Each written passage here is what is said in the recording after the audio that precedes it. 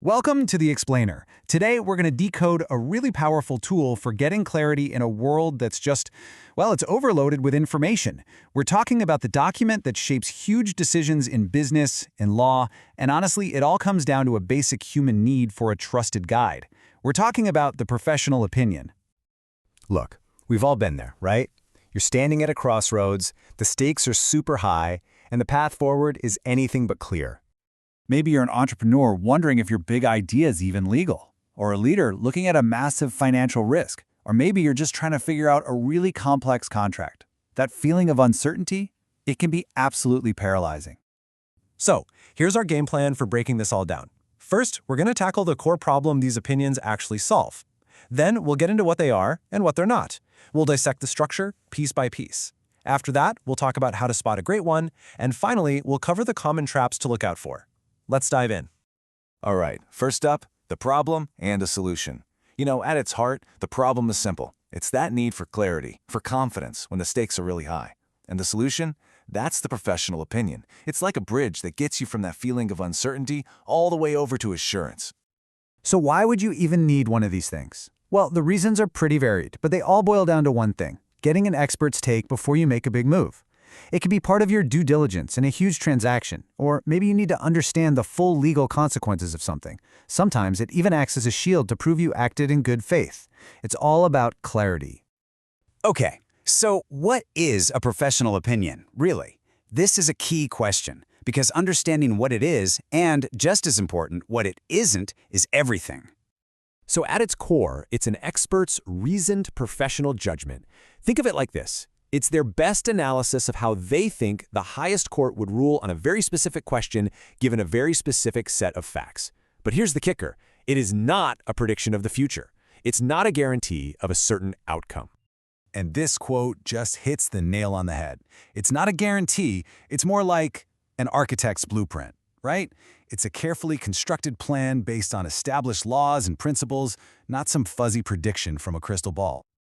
All right, let's peel back the layers and actually look at the structure, because every formal opinion follows a really logical anatomy. This isn't just some random letter, it's a carefully built document. A good opinion is built methodically, layer by layer. It always kicks off with the introduction. This just sets the stage, who it's for, who's writing it, and the exact questions being answered.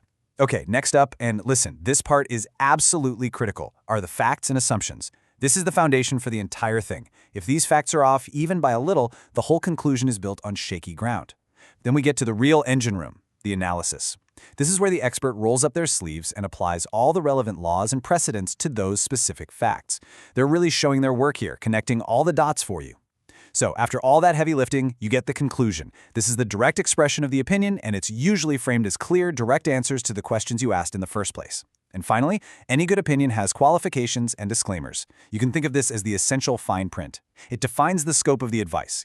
Things like which state's laws apply or that the opinion is only good as of a specific date. Super important stuff. Okay, so we know the structure now. But what separates a really great, useful opinion from a mediocre one that just, creates more confusion? What's the number one goal here? It's communication. Simple as that. Above everything else, it has to be clear. If the person asking the question can't understand the answer, the opinion has completely failed. It doesn't matter how brilliant the expert who wrote it is. And a huge part of that clarity just comes down to the language. A truly great opinion cuts through the old-school legalese and the jargon nobody understands. It uses plain, clear English to get its point across. So really, a quality opinion is planned, it's logical, and it's precise. It's short and to the point without leaving out anything important. It points to the right legal authorities, and it always ties those big legal ideas back to the specific facts of your situation. No room for guesswork. All right, so knowing what makes a good opinion is half the battle. But it's just as important to know about the common disagreements and hidden traps that can pop up when you ask for one. One of the biggest pitfalls, for sure, is confusing legal assurance with legal insurance. Assurance, that's what you want. An expert's reasoned judgment. Insurance is when someone tries to get the expert to cover all possible business risks, and that's just not what an opinion is for. And that's why you'll see experts push back on certain kinds of requests, like asking them to confirm facts that the client should know already, or making these impossibly broad requests like, hey, are we compliant with all the laws? They'll also push back on demands for a simple yes or no when the law itself is a big gray area. So, when you boil it all down, what's the big takeaway?